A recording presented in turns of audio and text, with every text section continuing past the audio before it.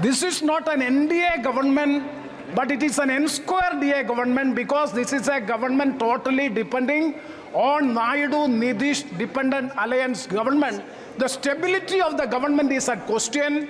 This government can collapse at any time before completing the term. Of giving thrust to two states and discriminating other state means this is totally against the basic principles of the Constitution. The budget is lacking transparency, and hence it is to be opposed. The Honorable Finance Minister has to explain. Okay, Premachandran ji. Thank you. Thank you very much, Madam Chairperson, for affording me this opportunity to take part in the discussion on the budget for the year 24-25, financial year 24-25.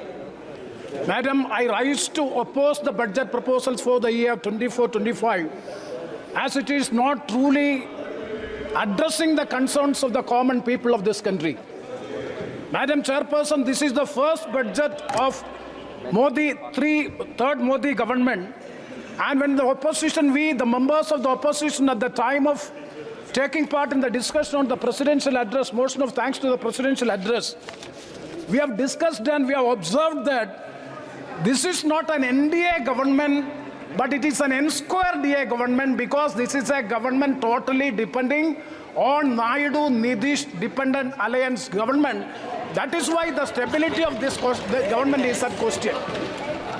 Madam Chairperson, the budget proposal, if you see, Madam Nirmala Sitharaman ji has announced the budget proposals, and the Madam Finance Minister has substantiated and ratified the observations made by the opposition that this is a government, its survival and existence of the government is at the political pleasure of these two parties, Janata Dal U and the other party, TDP, led by Naidu and Nitish.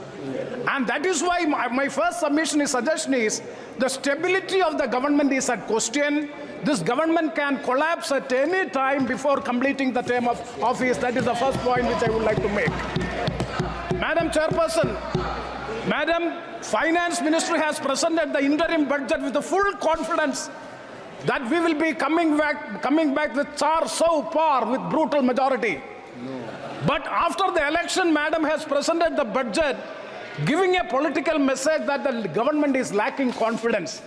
That is the reason why which the government is succumbed to the pressure of the two political parties, and also violating the federal principles of our Constitution, giving thrust to two states and discriminating other state means this is totally against the basic principles of the Constitution. That is, the federal character of the Constitution is not complied with the pronouncement of the budget proposals for the year 24-25.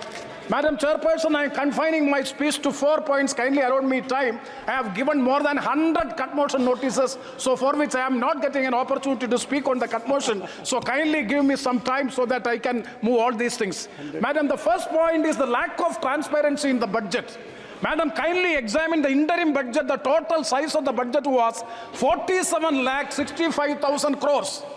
The full budget, it is 48,20,000 crores. That means 55,000 crores additional expenditure than the interim budget. What about the gross borrowing, Madam? Kindly see 16,85,000 crores in the interim budget, and in the full budget it is just 16,10,000 in the full budget. That means 75,000 crore less in the full budget. My specific question to the Honorable Finance Minister is, from where the additional allocation comes? Kindly explain the House from where the additional amount which you have announced so many programs in the full budget, from where do the money comes? Kindly explain. No amount is allocated for the new projects or schemes announced in the full budget. For example, in page 39, para 24 and 25, announced a new scheme by 9 Prime Ministers Jan Jetiya Gram Abhayan for improving the socio-economic conditions of the tribal communities, covering 63 villages, benefiting 5 crore people. But the amount allocated in the interim budget as well as in the full budget for the tribal affairs is the same as that is 13,000 crores. Where do the further allocation will come? And also you have declared 56,000 crores additional allocation for Bihar and 15,000 crores for the Andhra Pradesh.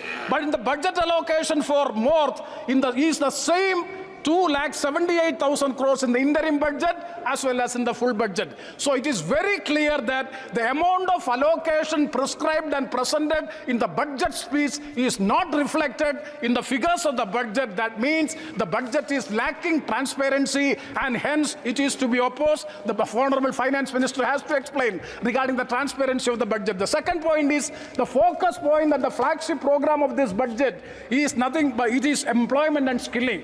Madam, kindly see, the government is indirectly admitting the fact that during the 10 years of Narendra Modi ji's government in power in office has established that the government had a growth, or the country had a growth, but growth is without having an employment generation. It was jobless growth, it is admitted. Madam, corporate investment is not creating employment. Without employment, consumption and wealth will not increase. In the present situation, capital labor ratio is increasing and the ratio of capital production is decreasing. Madam, 94 to 2002, if you examine, for generating employment, the ratio of capital was 2.8. And 2003 to 2017, it is 5.6. That means employment growth rate is decreasing. Along with the artificial intelligence is coming, further it will enhance. So the economic survey presented by the Honorable Finance Minister in the House, I quote, Indian economy need to generate an average of 78.5 lakh jobs annually until 2030 in the non-farm sector to address the unemployment, unquote. Madam, unemployment is the biggest challenge, and how it is going to be addressed. My specific question is, and 9.2% is according to the CMIE. I'm not going to dispute all the figures and all these things. Madam, whether the employment-linked incentive and the internship is sufficient to address the problem of unemployment. You have announced 3 programs of this incentive. I will tell, I have no time, I know it very well. Scheme A. What is Scheme A, Madam?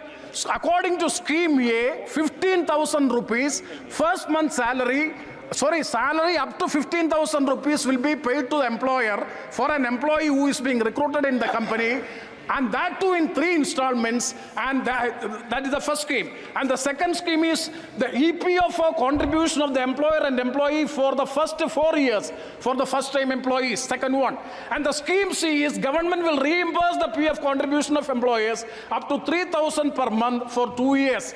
So if you examine these 3 schemes, the incentive is for the employer, not for the employees. And the 3 schemes are applicable to those who are employed.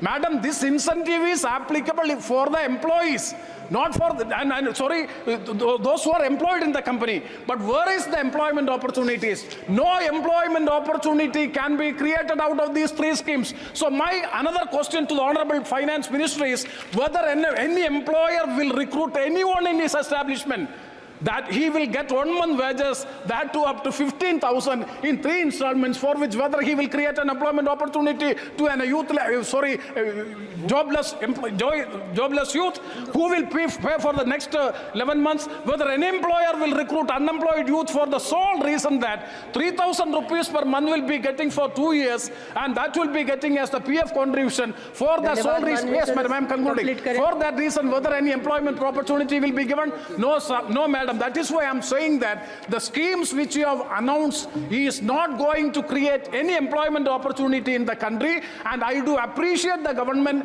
regarding the internship program. It is a very good program, internship program. I do fully appreciate it. That is manifested in the Congress manifesto also. But only one suggestion. Only one suggestion, madam, I have to say. What happened to the product-linked incentive? Product-linked incentive, if you examine, it was in the year 21-22 financial year, 1,97,000 crores of announced. So far, how much expended, how much spent? Just 9,700 crores, because it is not having a legal backing.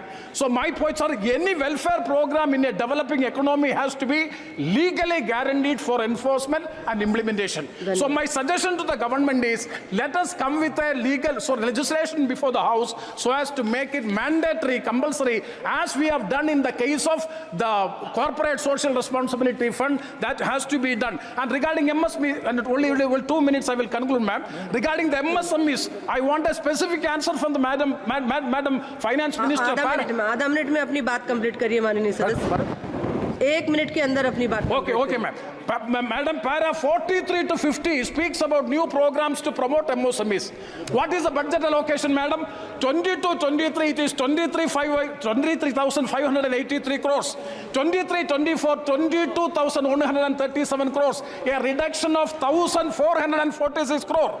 And what about the interim budget? 22,137. What is in the full budget? It is also the same amount. Madam, I would like to know from the Honorable Finance Minister how you are going to plan the new programs which are envisaged in the MSME sector as described in the full budget. And the final point, madam, discrimination against the states. Madam, I represent the state of Kerala. We are having burst potential of tourism. None of the projects have been declared in the budget.